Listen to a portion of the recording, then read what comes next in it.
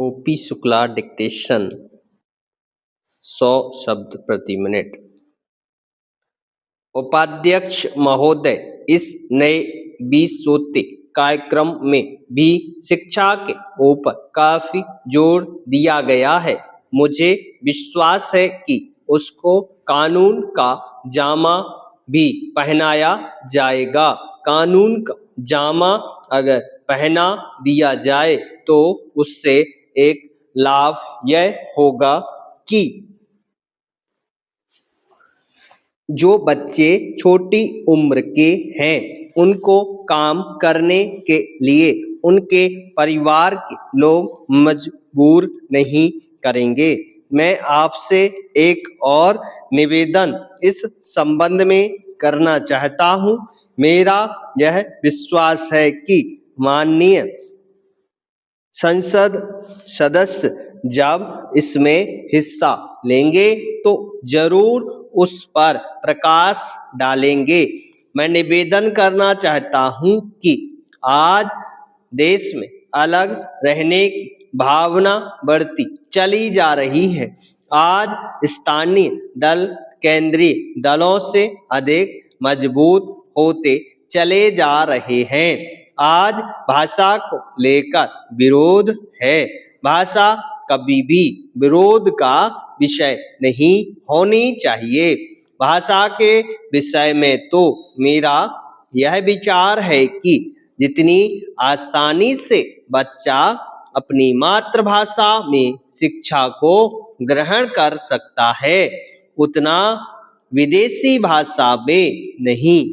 विदेशी भाषा चाहे कितनी लचीली क्यों ना हो, चाहे कितनी विकसित क्यों ना हो, उससे बच्चे का विकास नहीं हो सकता।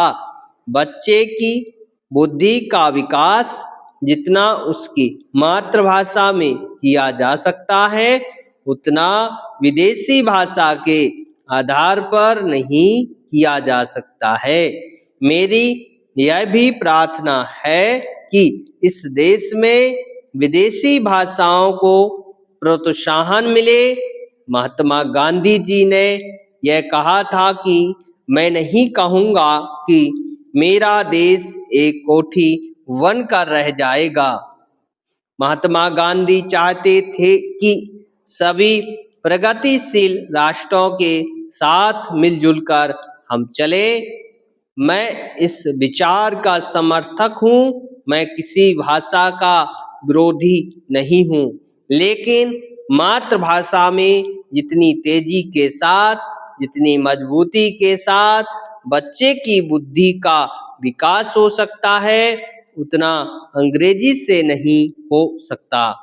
तमिल भाषा के बच्चे की बुद्धि हिंदी या अंग्रेजी से नहीं बढ़ सकती। इसी तरह से मराठी और बांग्ला भाषा का इन तमाम भाषाओं में ऊंची से ऊंची शिक्षा बच्चे को मिल सके, इस तरह की व्यवस्था भी आज हमें करनी होगी। पैराग्राफ से उपाध्यक्ष महोदय, मेरी यह मान्यता है कि जापान आज जापान नहीं बनता अगर यहाँ की शिक्षा जापानी भाषा में नहीं होती।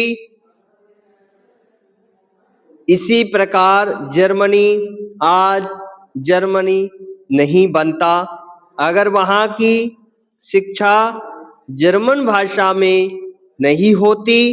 मेरा यह विश्वास है कि रूस आज रूस नहीं बनता अगर वहाँ रूसी भाषा में शिक्षा नहीं होती। इसी तरह भारत में जब तक मातृभाषा ना हो तब तक भारत विकसित नहीं हो सकता। उसके बच्चों की बुद्धि का विकास करके उसको आगे नहीं खड़ा किया जा सकता जब तक कि यहाँ के बच्चों की शिक्षा उनकी मातृभाषा के जरिए ना हो।